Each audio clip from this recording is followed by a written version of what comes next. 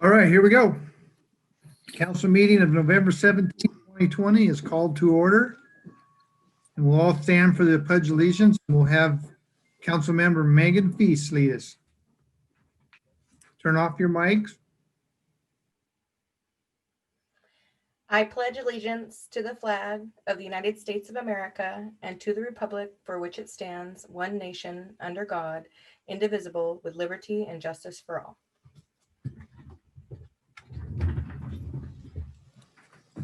Much better. Hey, now the chorus was pretty funny every so often. It was good stuff.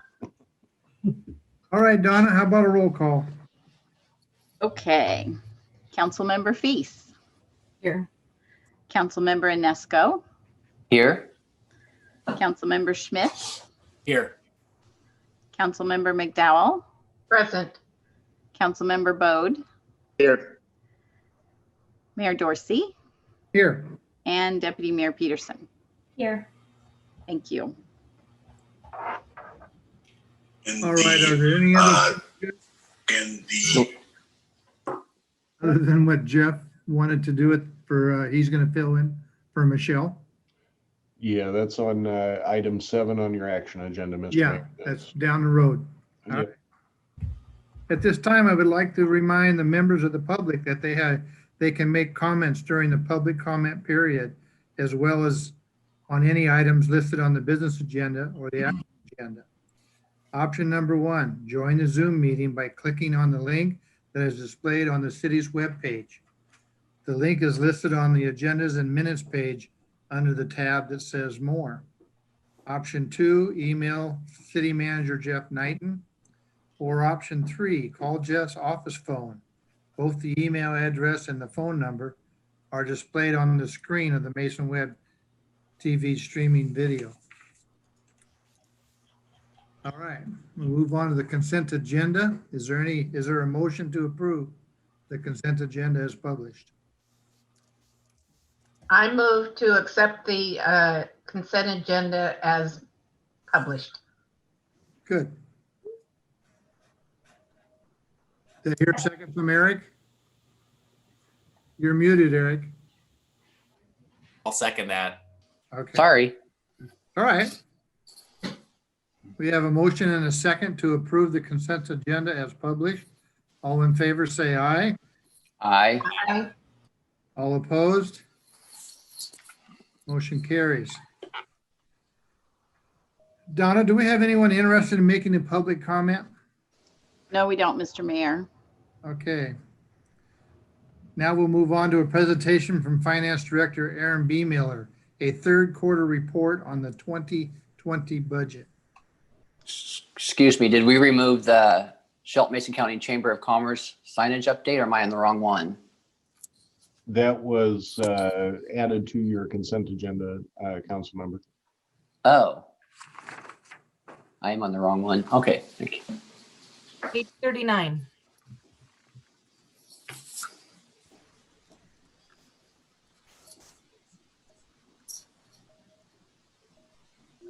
Okay.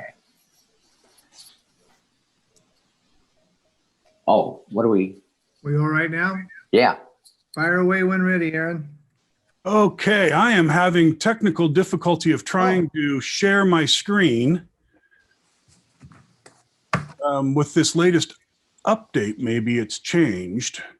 Oops. Doesn't. So I can do a couple of things. One, I can just walk us through without sharing the screen, or 2, I can leave the meeting and come back on and hope that it clicks on. Your choice. Aaron, if it's helpful, I can try to share the screen from my side. That would be perfect. See if this works. And my mistake, Eric, it's page 23. Found it. There it is. You just let me know when to click through. You bet. Fantastic. Thank you. So this is the third quarter financial report for the city. Okay. Starting with general fund revenue, I'm going to just change my view real quick here. There we go. General fund revenue, as you can see, what this slide demonstrates shows the September year to date for 2018, 2019, 2020. It also shows our 2020 budget and where we are for our year-end estimate. And then the final column is the estimate as compared to budget. As you can see right now in the general fund for revenues, we are looking that we're going to end up somewhere around $335,000 above our budgeted amount. And those, the significant reasons why are listed below. First of all, in taxes, I think we've talked about this before. When Waste Management took over the garbage contract, they prepaid $1 million in utility tax, and the prepayment was fully consumed in 2019, but it did not get into the budget. And so the reason that taxes are looking to be about $427,000 over is because of that utility tax on the garbage that we are now receiving. In charges for goods and services, the significant drop in that revenue is due to the SRO contract with the school district. Hopefully this is a one-time reduction. Just as a reminder, we did not budget this revenue in 2021, but again, we hope that with the opening of the school district, when that happens, that this contract will be agreed upon between the city and the school district once again.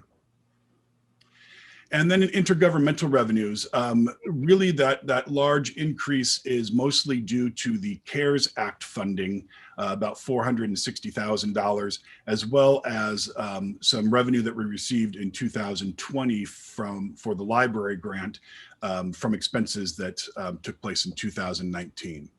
But all in all, you know, it looks fairly good for revenues for 2021. Next, please. Thank you. General fund tax comparison. So this breaks down that tax number that we saw in the last slide just a little bit further. And as you can see at the very top is the sales tax of that.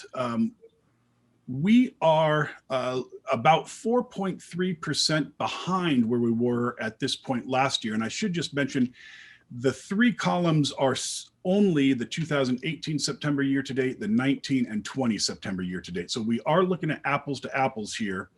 And we're about 4% lower than we were at this time last year. But in 2020, we also included roughly an 11% reduction in sales tax revenue from 2019 actual collections because we assumed the normalization in construction work. So while we're down 4.3%, we really did plan for that. And then the city utility tax, again, it's really due to the solid waste utility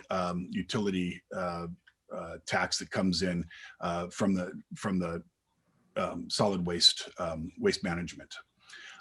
Those are the two significant ones. The other ones, you know, they're right in line. The bottom one, other tax, is a big percentage, but it's a relatively small number, and that's mostly due to gambling tax with the closure of many bars and restaurants due to COVID-19.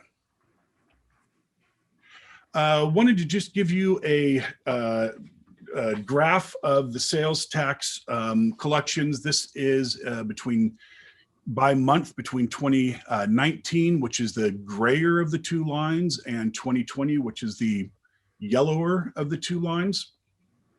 And again, we planned for less sales tax in 2020 than 2019.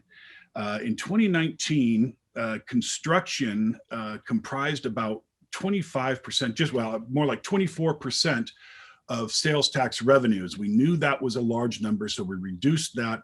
And in 2020, construction is right about 14%. So about a 10% difference there between the two years. We mentioned CARES Act funding. Did want to go over this just briefly. we received nearly $460,000, and the way that we are going to allocate that out and have allocated that out to a large extent is about $169,000 went for personnel costs related to the home stay safe order. We are investing in laptops and desktops so that if there is a prolonged home stay safe order, we will be better equipped to work from home from that, and as well as to do upgrades to a lot of our systems for efficiency measures.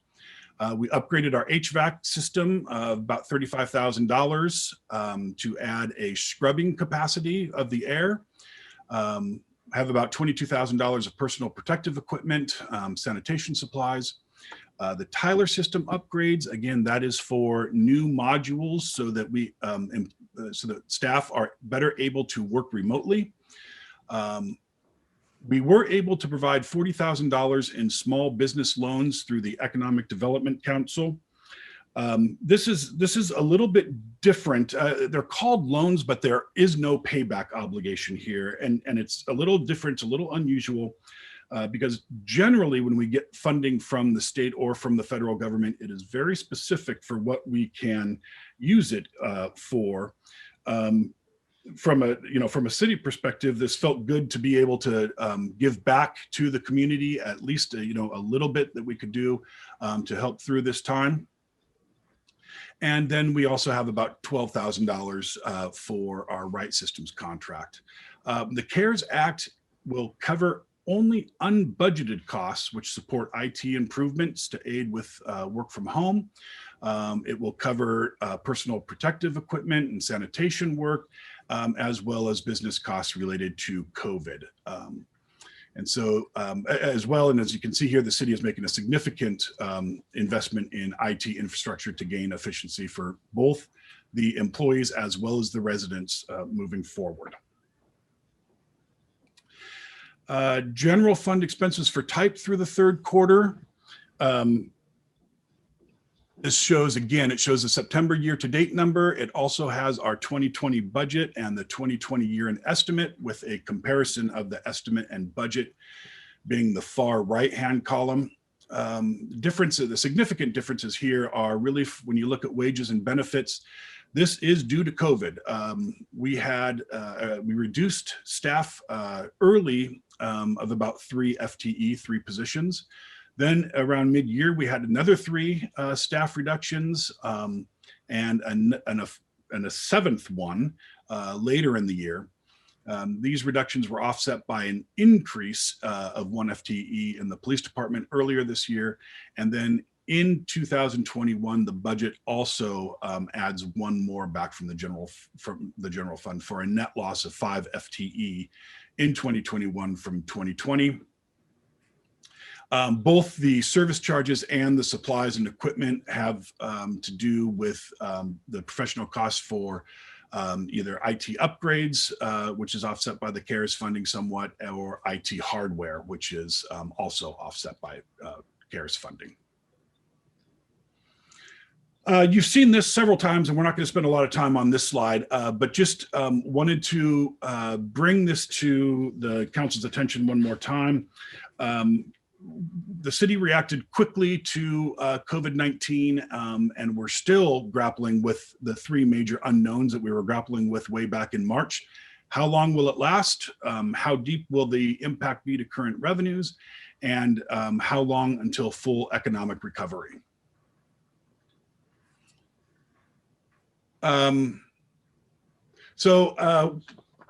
When we were planning for the impact, and of course we didn't know, we haven't been through this before, so we didn't really know how to make assumptions and what were, really fair assumptions. And so we took a view that we said, well, what would we imagine to be the worst case scenario? And that's what you see on this slide here is a 3% reduction in property tax, 35% in sales tax, and so on and so forth. So this allowed us to at least begin to target where might we have to get to in terms of revenue reduction should this come to pass in 2020. The worst case scenario was equated to about a $2 million reduction in general fund revenues and nearly a 2.6 million reduction in utility revenue. To counteract those, we implemented a 4-tier system. The first one being an immediate freeze on unfilled positions, including some line item savings and furloughs. We have done that. The second tier was some limited layoffs of filled positions, as well as some other reductions in capital and professional services. We did about half of this one. So we've really had to go through about 1.5 of these tiers.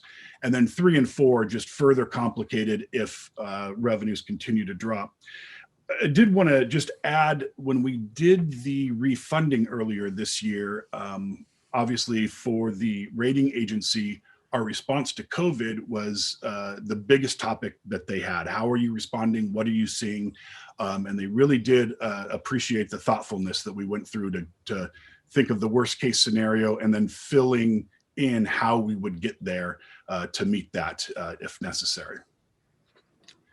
So all of that is to say, with COVID-19, we wanted to provide you with an update to where we are. So these categories are the same categories that you saw on the worst case scenario. And it shows, again, our 2020 September year to date, our budget, our 2020 year-end estimate. And let me just say those next 2 columns, the second and third from the right-hand side, those should say 2020 estimate to 2020 budget. That's just a copy and paste over from another chart that didn't get updated, but those are the difference between the estimate and the budget. And then we are also showing where we said, what would be the worst case scenario. And you can see that generally we are well above, I guess what you would say is the worst case scenarios. Again, the other tax is the one that kind of gets closest, and that's mostly due to gambling tax, but it's a large percentage on a small number. City utility tax, again, solid waste utility tax. And, we don't exactly know why our taxes have been coming in and have not been as impacted as other entities have been. But we kind of surmise that, Shelton doesn't sell big ticket items like cars and boats and RVs and become dependent on that level of sales tax coming from those retail areas. Perhaps the federal subsidy had a bigger impact on Shelton as compared to cities with a higher cost of living, and therefore it went further to mitigate job loss. It could also be that Shelton generally always purchases necessities, and they've had to continue to purchase necessities, which has continued to provide a very similar amount of tax revenue when all is said and done. Again, there's no absolutes, but those are kind of just some thoughts that we have on the reasons for this. Estimated total revenue by fund.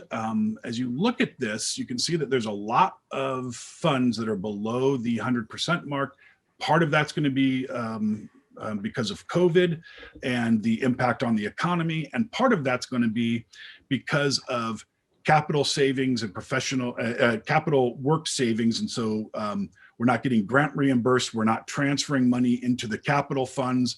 And you'll see a offset by expenditures reductions in just a couple of slides. But the general fund, again, we're looking to come in right up just a little bit over budget. That's going to be because of the CARES Act and the solid waste utility. So those 2 items are really helping to bail out the general fund.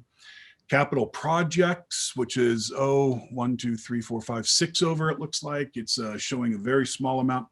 That's because of a delay in capital work. And so reimbursements and transfers of resources aren't going into there. And then the storm drainage fund, wanted to mention that we had budgeted for a increase in rates. Council, I know, is going to be looking at that in later in 2021. but those are just a couple of highlights on there. Solid waste, again, there just hasn't been a lot of work going on in there. We're waiting for information from the ecology, I believe, and then we'll start processing that work. And there's some grant reimbursement that will come in through there. So revenues by fund, same picture, different way of looking at it. Wanted to provide you with kind of a chart of the dollars. As you can see, going down the far right-hand side is the variance of our estimate to our budget. These, again, are third quarter estimates, so they're getting better. They will still change a little bit throughout the next couple of months. Estimated total expense by fund. You can see here, as I mentioned earlier, there's some offset here. While there's a reduction in revenues in areas, there's also an offset of reduction in expenses in areas. Couple that are over the top, tourism. When we adopted that budget, we adopted it about $15,000, $15,500 lower than the grant awards. And while some events will be less than budget, there's also payments on some of those events that had happened prior to COVID and the need to cancel them, which are honored, as well as some expenses from 2019 that are being paid out of 2020. Debt service, I'm not sure that we are over budget there. I need to take a further look at this. I think I am double counting some of the debt service costs that were refunded in the recent bond issuance that we did, and so we'll look at that. But again, a reminder, while this picture looks good, it can be a bit of a mirage because there is necessary capital work which has been suspended and put on hold in 2020, and those will need to be completed in the coming years. Again, same information, different way to view it. It's showing the 2018, 19, 20 September year to date by fund, the 2020 budget, the 2020 estimate, and then the variance between that. And so you can see that the expenditures are down by about 6.4, estimated to be down by about 6.4, 6.5, nearly $1 million from budget in 2020. Wanted to provide council with this view. The first part of this chart under the budgeted segment, this is how we budgeted our funds for 2020. And you can see the first column there, I guess the second column in, is the 2020 beginning fund balance. We show the revenue, we show the expense, and then we show the estimated ending fund balance, and then the dollar change. When we budgeted for 2020, we budgeted for about a $2.6 million use of fund balance through various funds to fund ongoing work, ongoing construction, and items such as that. The next set of numbers is where we are with our year-end estimates. And you can see quite a change there. So it's the same 2020 beginning fund balance number on the left-hand side. Then our estimated revenues, estimated expense, the estimated ending fund balance, and the change. And you can see that the pendulum has swung really from about a $2.7 million or $2.6 million use of fund balance to looking like about a $2.1 million increase in fund balance. This is through all funds overall. But again, the COVID-19 and the stay home, stay safe order has had an impact both on the expenditures as well as revenues of the city. So really the takeaways, we set ourselves up through a good process to be able to respond to the COVID pandemic. And we've been able to maintain the necessary resource to provide government services with hopefully as little impact as possible to our residents, to our customers. We were able to provide $40,000 in CARES Act funding to the Economic Development Council to administer small business loans to city businesses that are impacted by COVID. Many capital projects are delayed in 2020. Those monies will be reallocated in future years to complete those capital projects. The tax base of the city, while we have been affected, we just haven't seen it to the same extent that some other municipalities have, at least to date. We never know what's going to come around the corner. And then I think this is important, that even through the pandemic, the actions taken by the city council were able to help us maintain an A+ rating. And then, even with the successes of 2020, this is the sad note that, the 2021 budget does include a reduction of 5 FTEs so that we were able to balance with our projected revenues in the coming year. So with that, if there's any questions, I'd be happy to try to answer them. And thank you, Councilmember Peterson. My pleasure.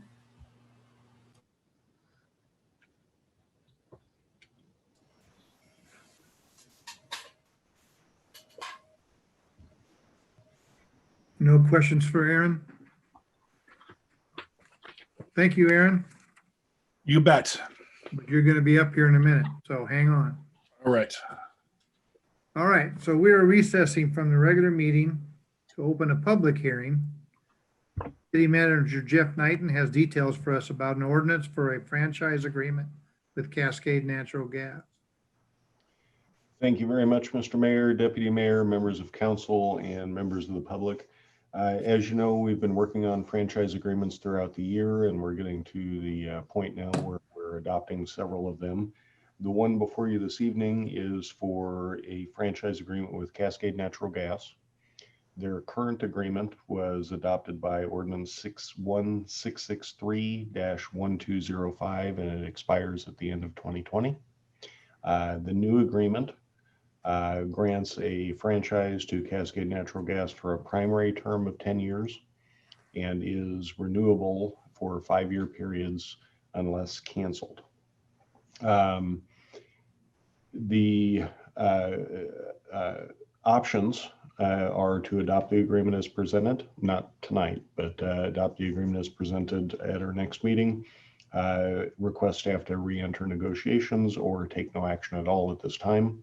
And because this is an ordinance, we do have a suggested motion at the bottom of your briefing sheet to move this on to the following meeting if council so desires. And I'd be happy to answer any questions if council has any. All right, any questions for Mr. Knighton?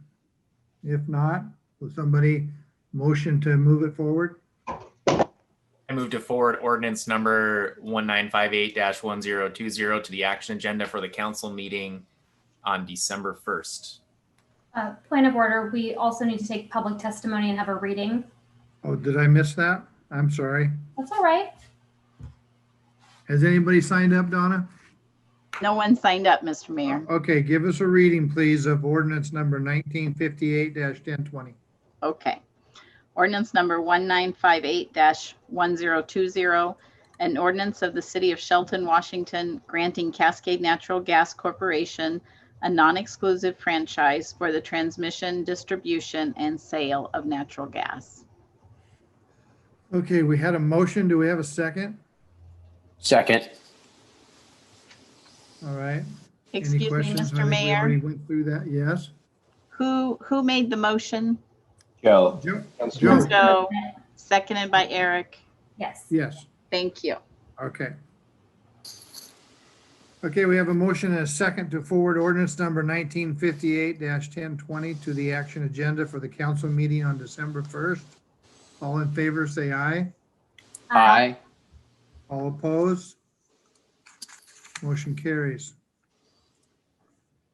All right, this public hearing is closed and we are opening another public hearing about the 2021 regular and EMS ad valorem taxes.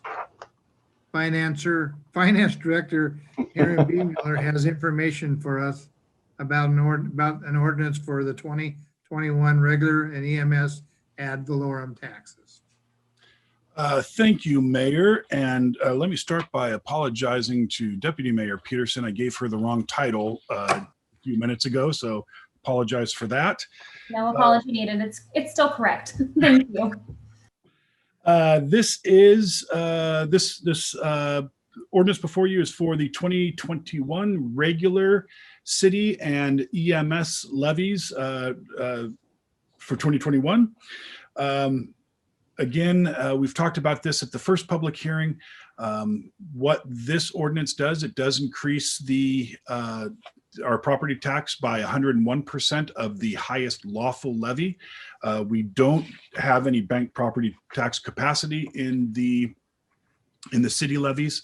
The inflation, the state law says that you can increase your property tax by 1%, or the IPD, which is inflation, whichever is higher. Inflation came in at 0.6%. And so with a resolution of substantial need, the council can increase the levy to the full 101%. In total,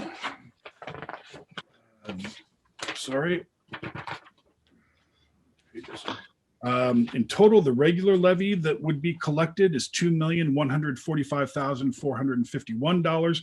That does not include the legally allowed add-ons above and beyond the 1% for new construction and state assessed property. We're estimating those to be just about $11,000 for the regular levy, and for the EMS levy, the total collection would be $327,571. Again, that does not include the new construction and state assessed, which is estimated to be about $1,700 for that levy. If there are any questions, I'd be happy to answer them. Just a Scribner's note on the briefing sheet. The RCW is actually 84.550101. We're just missing a digit there. So yes, second paragraph. Thank you. Good eye. Yes. Anyone have any questions? I was kind of wondering, Aaron, if you have an idea what this means for the average homeowner Yes. a year. I do. Bear with me 1 minute. Just close to that. Just as an estimate, what this would be for both the city regular levy and the EMS levy. If the assessed value of a property was about $150,000, just the city levy and EMS levy would be about $463, $62 for EMS and about $401 for the regular levy. At $200,000, it would be annually about $535,000 for the regular, $535 for the regular levy, and $82 for the EMS. And then at 250, it'd be about $670 for the regular levy and about $103 for the EMS levy. So that's a total of about $771. So property valued at $250,000 would be about $770 just for the EMS and regular. There's a lot of other property taxes that are on top of that, but that's just for the city. Okay. Eric? What is the change from previous year though? The dollar change. Yeah, I mean, we're not adding another $700 on somebody's house, correct? Correct. So what is the change? Is it $50 for the average? Let's see here. Bear with me 1 minute.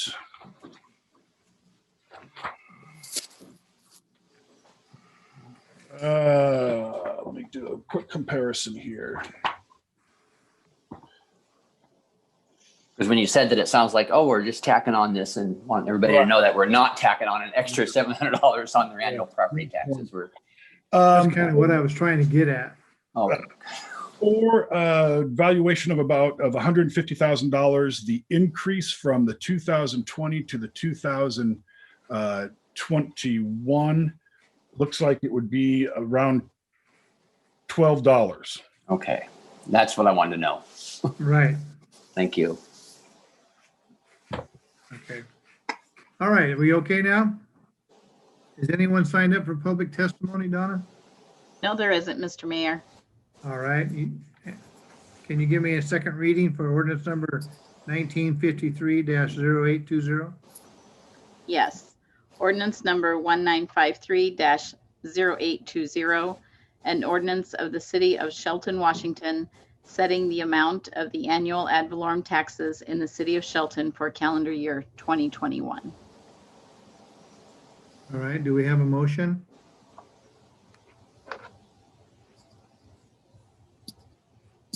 I move that we consider this ordinance as presented after the public hearing is completed.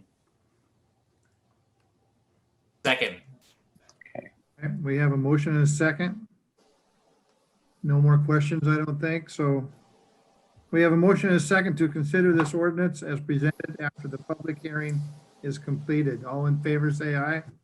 Aye. Aye. All opposed? The public hearing is closed and we will resume our regular meeting.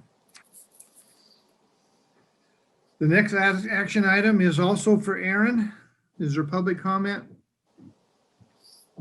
Donna? No, not yet, Okay, but we need Aaron to present his, we're going right. to have to hear Aaron a lot tonight. yes, we do. All right, let's ask for a reading. Several months. How about a reading of resolution number 1177-1020?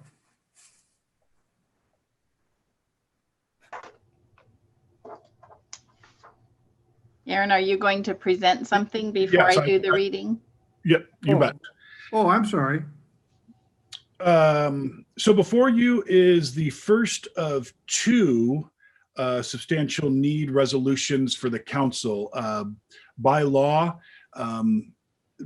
substantial needs need to be done for each individual levy. So while the ad valorem tax levy has both of them kind of combined into one, they are two separate issues in that same ordinance. And so we have two separate substantial need resolutions before you.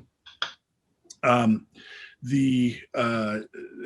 with the implicit price deflator being at 0.6%, that is the cap on property tax increase unless the council adopts a finding of substantial need, which is what this resolution is, and the council can, with the substantial need, the ad valorem tax levy can be increased by the full 101%.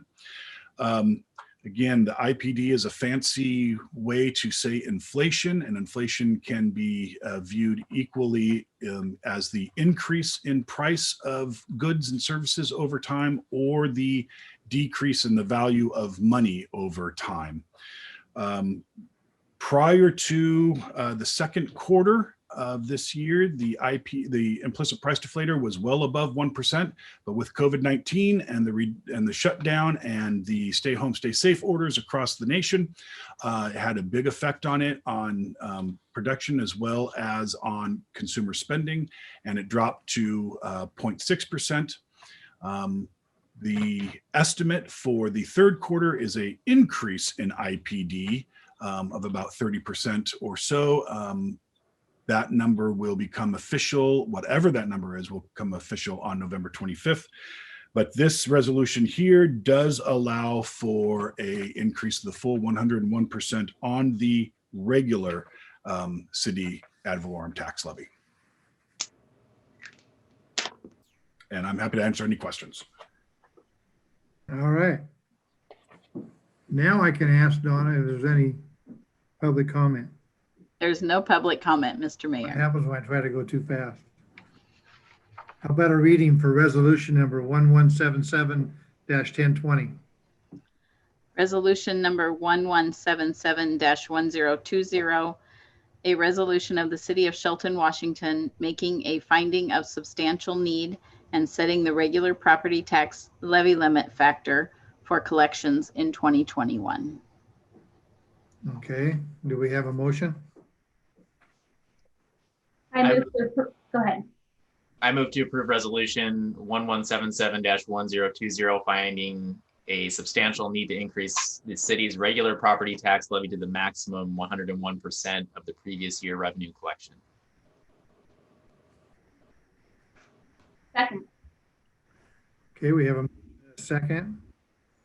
Any more questions at all for Aaron? I don't think so. We have a motion and a second to approve resolution 1177-1020, finding a substantial need to increase the city's regular property tax levy to the maximum 101% of the previous year revenue collection. All in favor, say aye. Aye. All opposed? Aye. Not opposed. I'm sorry. My mute was on. So Oh. aye for the motion. All right. Motion passes. All right. We have one more resolution from Aaron. Thank you, Mr. Mayor. This is the EMS ad valorem tax levy, or ad valorem tax levy finding of substantial need resolution. I won't go into all of the detail that I did on the last one and repeat myself. Suffice it to say that the last one was a substantial need for the regular levy, and this one is for the EMS levy. All of the same rules apply for both levies. All right. Public comment, Donna? No, there isn't, Mr. Mayor. Can I have a reading of resolution number 1178-1020? Yes. Resolution number 1178-1020, a resolution of the City of Shelton, Washington, making a finding of substantial need and setting the EMS property tax levy limit factor for collections in 2021. Okay, thank you. Do we have a motion? I move to approve resolution 1178-1020, finding substantial need to increase the city's EMS property tax levy to the maximum 101% of the previous year revenue collection.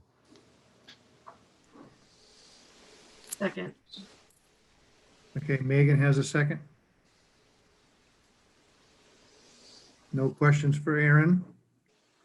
We have a motion and a second to approve resolution 1178-1020, finding a substantial need to increase the city's EMS property tax levy to the maximum 101% of your revenue collection. All in favor, say aye. Aye. Aye. All opposed? Motion carries. Okay. We are recessing from the regular meeting to open a public hearing. Finance Director Aaron B. Miller has information for us about an ordinance for the 2021 budget. Thank you, Mr. Mayor. This is the 2021 City of Shelton budget ordinance. Couple of just cleanup items that I want to address before we get to the ordinance itself. The second page of the briefing, there are some changes to the budget from the one that we supplied to you back on October 6th. And they are primarily related to the way that we are now allocating our insurance costs for property and liability insurance. The street fund is decreasing by $38,000. The water fund is increasing by $16,500. The sewer fund is decreasing by $17,000. Storm drainage is decreasing or is increasing by $6,500, but it's also going to see a decrease in its professional services of the same $6,500. So a net zero to the storm drainage fund. And the equipment rental, equipment maintenance and rental is increasing by about $2,500. And again, this is for the way that the city is now allocating insurance costs, which includes past insurance costs, as well as FTE, as well as risk. So just a cleanup thing there. Second cleanup item is that the budget, when it was presented to you, omitted by mistake a new position in the sewer fund, a training position in the sewer fund. So this does include $79,000, which is the total for both salary and benefits for this position. And then the street fund, because of the $38,000 reduction in expense for WCIA, there's a $38,000 decrease in revenue. That's the revenue that is part of the transfer in from the general fund to the street fund. And that $38,000 is going to go to be spread amongst general fund departments for that same insurance costs.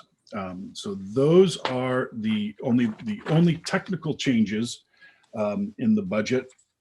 The budget totals $31,719,000.5.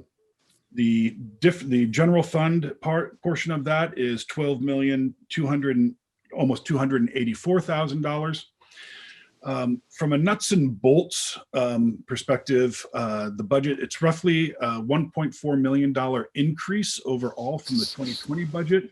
The general fund is just under the 2020 budget level by about $7,000. It's balanced. However, more work will need to be done to create a longer term sustainable budget for the city. And the general fund includes a 5 FTE reduction so that we could balance to estimated funding levels in 2020. But did want to take just a quick second to talk about what is included in the budget. It includes funding for public safety and general governmental services, public safety, police department, fire services, as well as the municipal court. It includes roughly $5.5 million for capital improvements that will go towards city parks and trails, as well as street and utility infrastructure.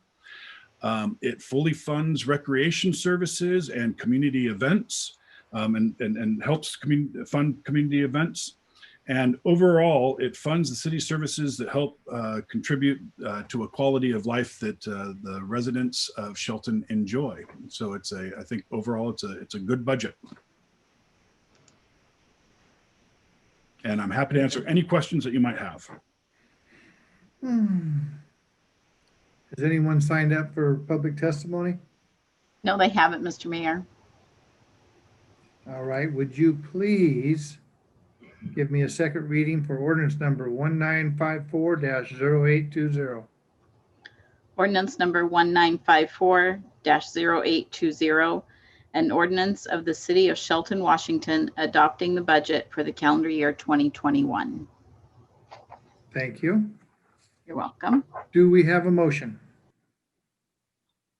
Mr. Mayor, if I may, before we get to that, I just want to again thank Aaron and his staff for all the work that they've put into this. I know especially this year that the budgeting has been challenging, and to the community that may be listening in either live or after the fact, we are very well aware that this budget is a living document, and there is an expectation we'll revisit that in 2021 as the targets continue to change and data comes in. And so appreciation in advance to staff and the community for bearing with this as we really try to make sure that we're providing the services our community deserves, and being good stewards of those tax dollars. So thank you to everyone, much appreciated. I agree with you 100%. He makes it seem easy for him. All right, do we have a motion? I move that we consider this ordinance as presented after the public hearing is completed. All right. We have a second. Second. All right, at this time, we'll ask for any questions. Any questions for Aaron? All right, hearing none. We have a motion and a second that we consider the ordinance as presented after the public hearing is completed. All in favor, say aye. Aye. All opposed? Motion carries. Public hearing is closed and we will resume our meeting. All right. Next on the agenda is an ordinance to set the regular and EMS levies for 2021. Aaron is up again. Thank you. And while I have been told many times that I sound like a songbird when I talk, I will spare you a long, detailed explanation of this one.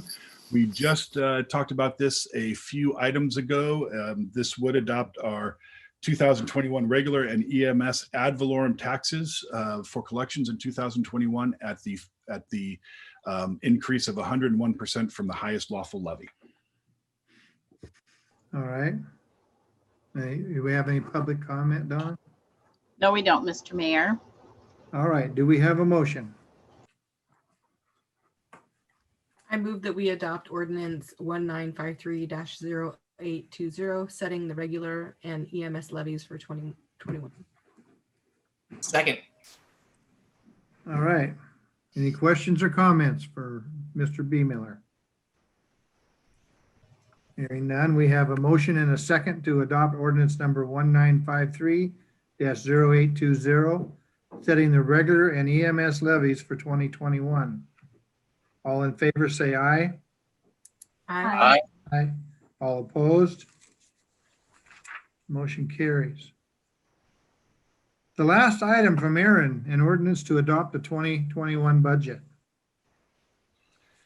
Thank you, Mr. Mayor. Again, we just went over this. This ordinance would adopt the 2021 budget for the city, and the budget would total $31,719,550 in 2021.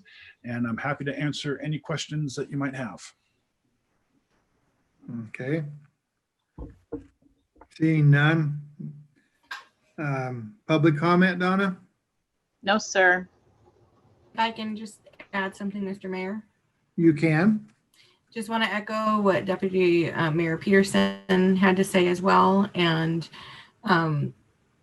also just much appreciation for the continued effort and also your time working with us over many sessions over the last several months for us to be aware and understanding of the process and the new processes that you put in place. So really appreciate your time with all of us in the community as well.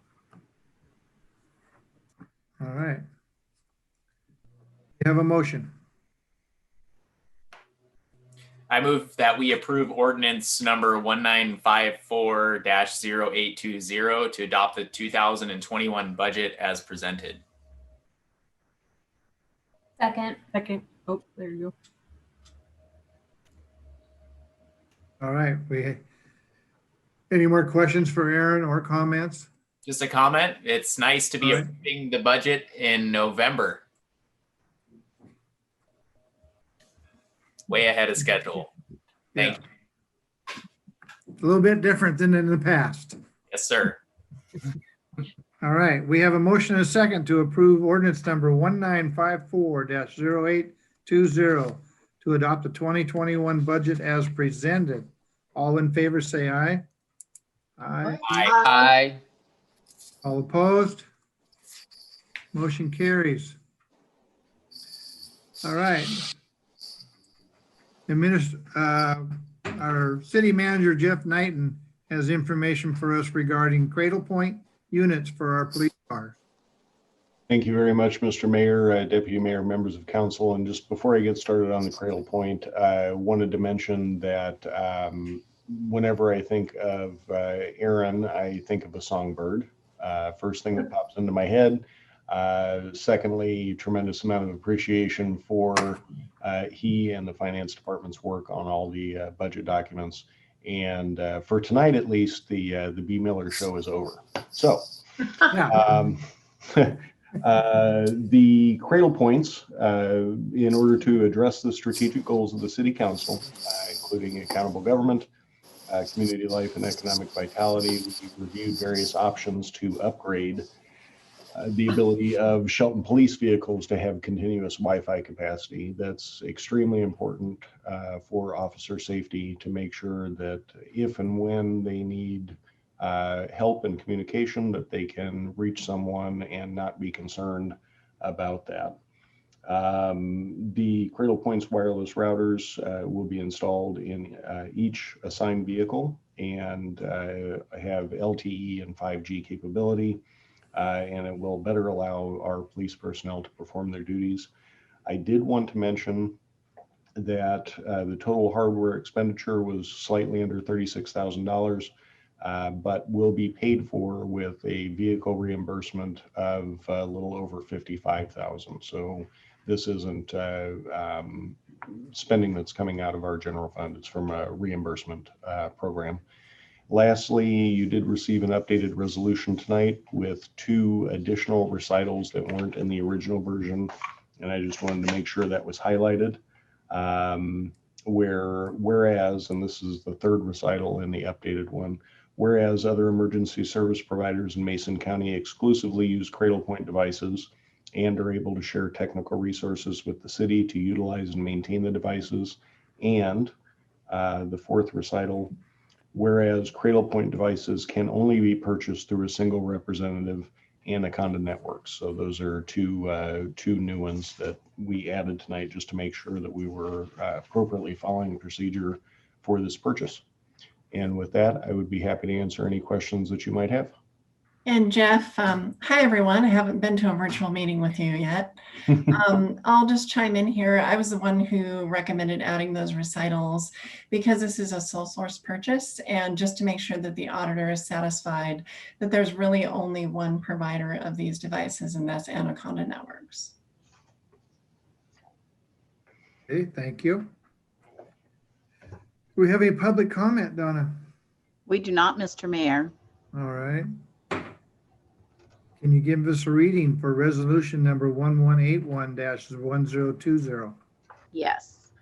Resolution number 1181-1020, a resolution of the City of Shelton, Washington, declaring the purchase of Cradle Point units and associated component parts to be clearly and legitimately limited to a sole source and waiving competitive bidding requirements for such purchases. Okay, do we have a motion? I move to adopt resolution number 1181-1020, deeming Anaconda Networks as the hardware provider and authorizing the city manager to execute the contract and purchase orders for the acquisition of hardware and services with Anaconda Networks. Second. Who was the second? Councilmember Fees. Okay. Do we have any questions for Mr. Knighton? Just a comment. Mhm. So I just want to convey to the council and others, I believe this is a strong, worthwhile investment for law enforcement. I spent some time doing a ride along with one of the night shift sergeants just recently. We were discussing some equipment needs and things like that. And the ability outside of just normal radio communications with dispatchers, the abilities to have access to the internet and those web related resources is definitely something of need by law enforcement. And something a little bit more robust than what is currently being used is somewhat problematic and not as efficient as it can be. This just opens the doors to the exact things that we continue to talk about as council strategic goals, and as well as just making things more efficient. If you've ever seen the inside of a police car, in a way, it's a mobile office, a jail cell, and everything else. So there's a lot that goes on there, and I appreciate staff. Especially our line level officers voicing the need for something like this to make our community safe and efficient. So. Thanks, Joe. Anyone else? Okay. We have a motion and a second to adopt resolution number 1181-1020, deeming Anaconda Networks as a hardware provider and authorizing the city manager to execute the contract and purchase orders for the acquisition of hardware and services with Anaconda Networks. All right, all in favor? No, all in favor, say aye. No. Aye. Aye. All opposed? Motion carries. All right, moving along, we're getting close, guys.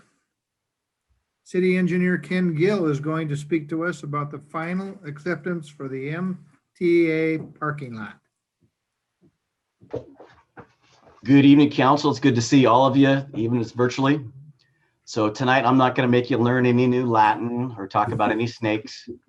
So we're just going to talk about some dirt, rocks, and stinky dirt. So I'm going to share my screen with you.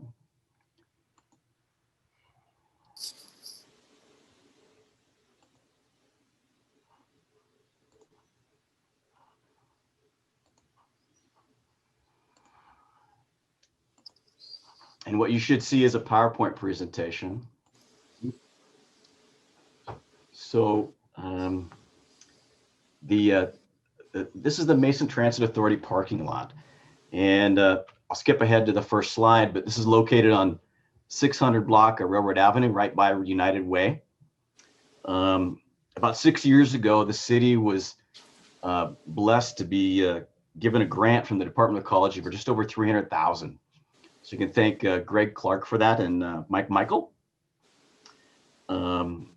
This is an MTA project. It isn't city property.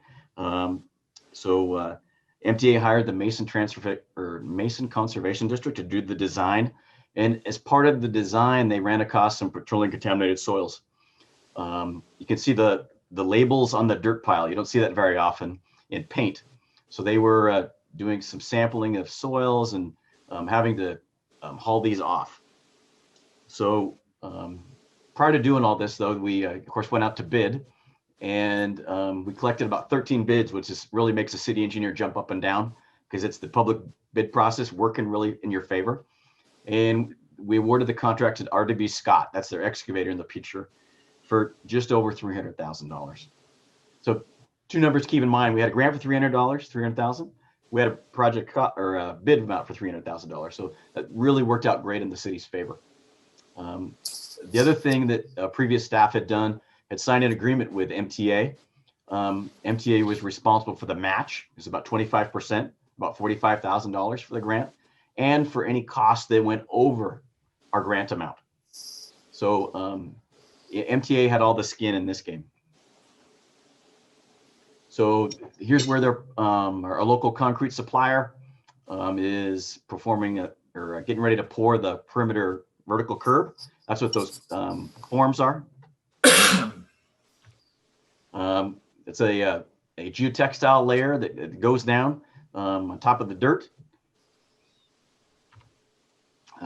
This is an impermeable layer, doesn't let water go through.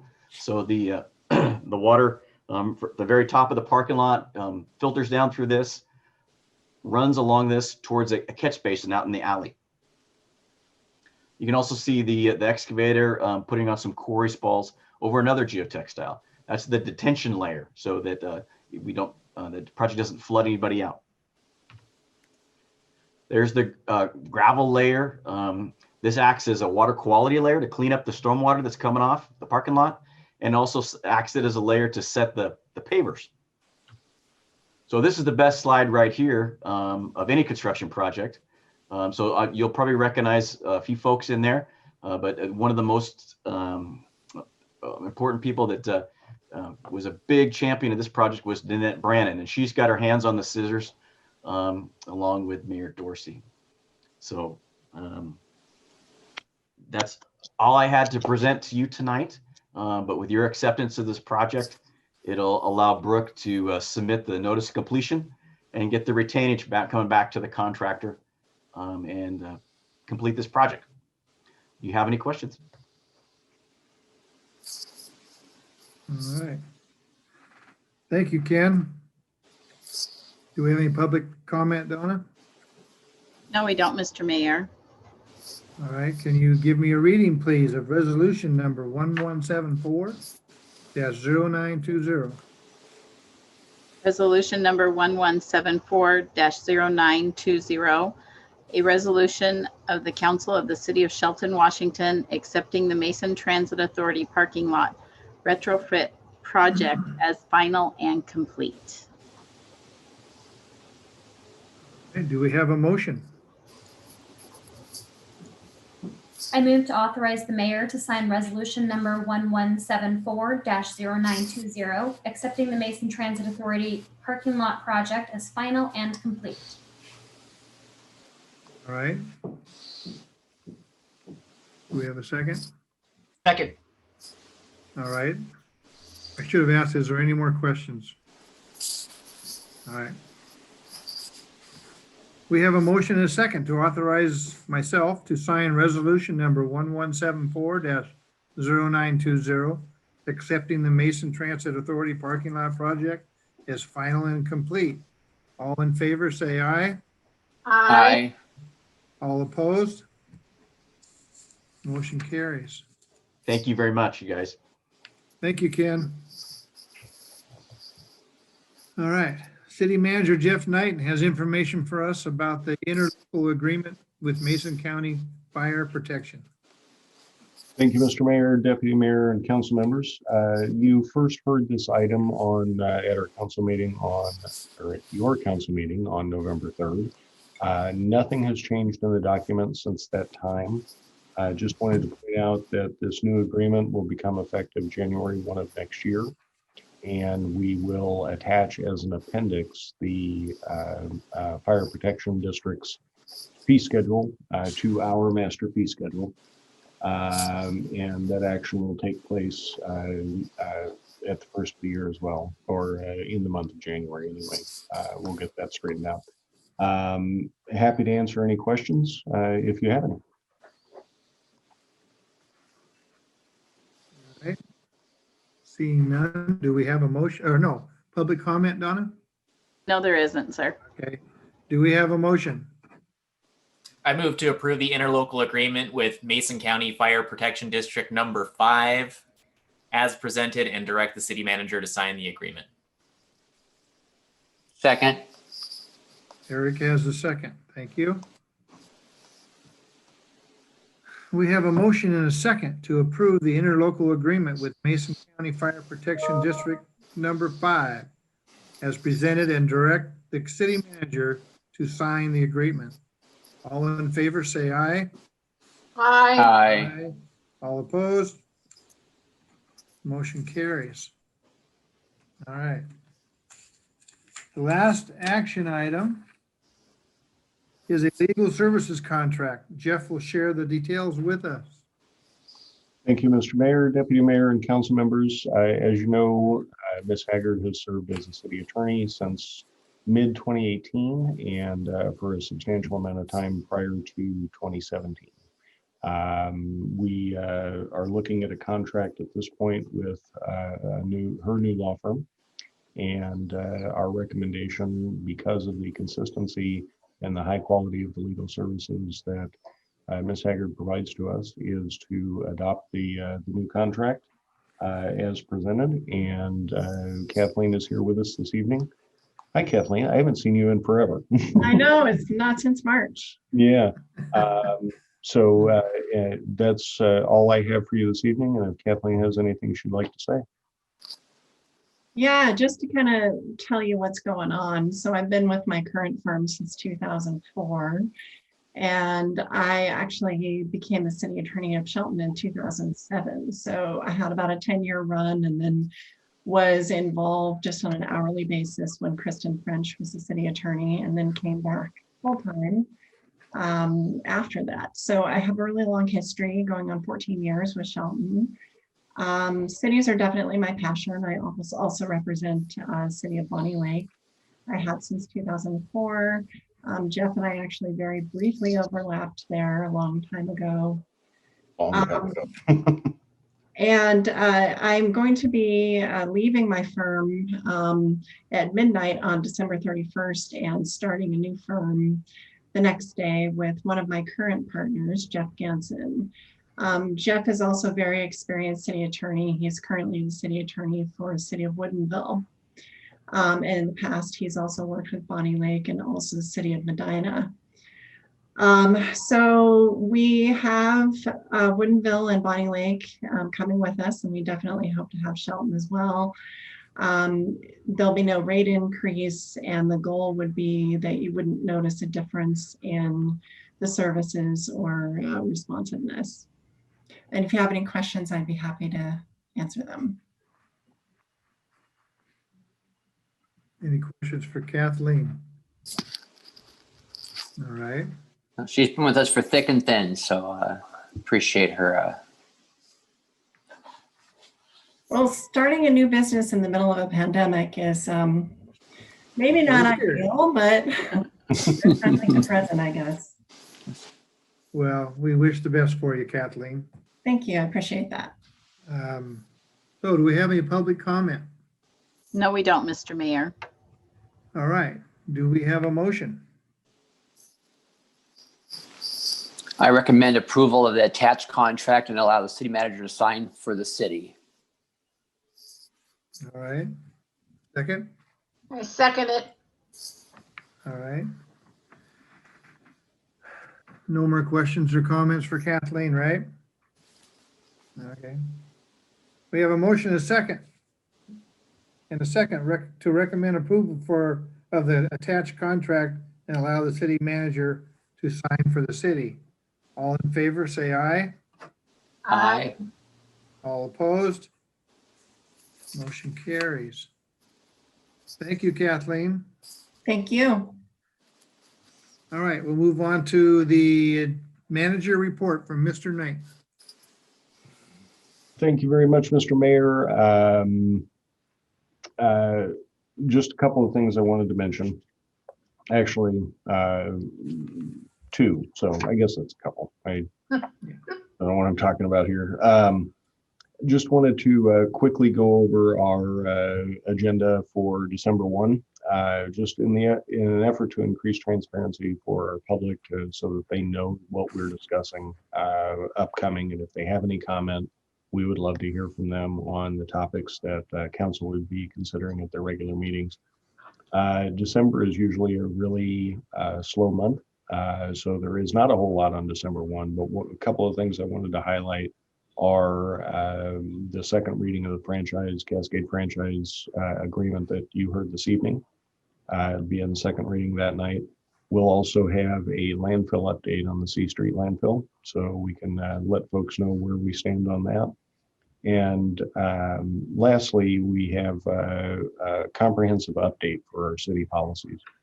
Something I've been talking about for quite a while, and very happy that all of our department heads and all of the employees here at the city have pulled together to rewrite those city policies in a manner that will help us moving forward.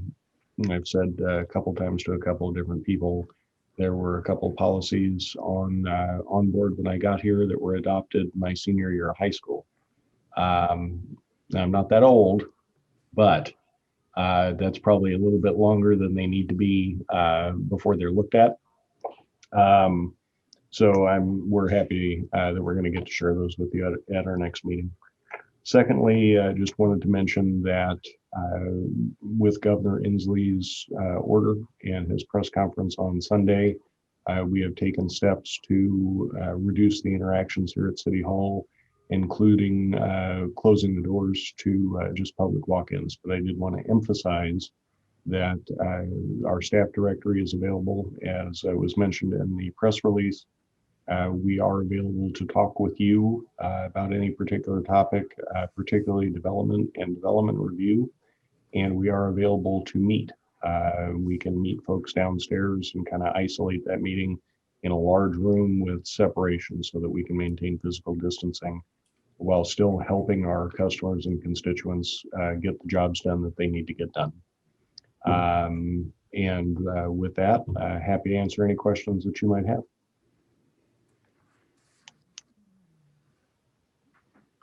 Will we still be able to come up and see you, Jeff? Absolutely. Anytime. All right. Anything else for Jeff tonight? If not, our next meeting will be Tuesday, December 1, 2020, 6 o'clock. This meeting is adjourned at 7:14. Night. Good night. Thank you. Good night, everybody.